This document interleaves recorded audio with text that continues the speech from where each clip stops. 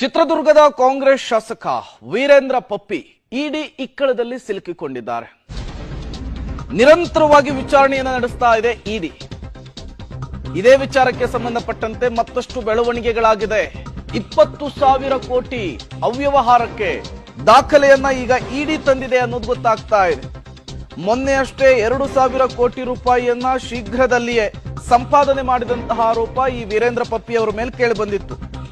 ಈಗ ಮಾಹಿತಿ ಬಗೆದಷ್ಟು ಕೋಟಿಗಳ ಮೊತ್ತವನ್ನ ದಾಟ್ತಾ ಇದೆ ಅನ್ನೋದು ಗೊತ್ತಾಗ್ತಾ ಇದೆ.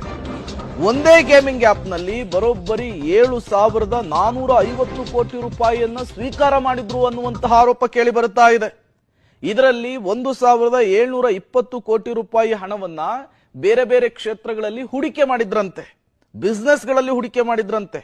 ಉಳಿದ 6,000 ಕೋಟಿ ರೂಪಾಯಿಯನ್ನ ಹವಾಲಾ ಮೂಲಕ ಭಾರತಕ್ಕೆ ತರೋದಕ್ಕೆ ಪ್ಲಾನ್ ಮಾಡಿಕೊಂಡಿದ್ರು ಅನ್ನೋದು ಗೊತ್ತಾಗ್ತಾ ಇದೆ. 9 ವೆಬ್ಸೈಟ್ ನಲ್ಲಿ 20,000 ಕೋಟಿ ರೂಪಾಯಿ ಅವ್ಯವಹಾರ ಮಾಡಿದಂತಹ ಆರೋಪ ಈಗ ಶಾಸಕ ವೀರೇಂದ್ರ ಪಪ್ಪಿ ಮೇಲೆ ಕೇಳಿ ಬಂದಿರುವಂತದ್ದು. ಹಾಗಾಗಿಯೇ ಎರಡನೇ ಬಾರಿಗೆ ಇಡಿ ಕಸ್ಟಡಿಗೆ ಪಡೆದುಕೊಂಡು ಮತ್ತಷ್ಟು ಮಾಹಿತಿಯನ್ನ ಕೆದಕುವಂತಹ ಕೆಲಸವನ್ನ ಮಾಡ್ತಾ ಇದೆ.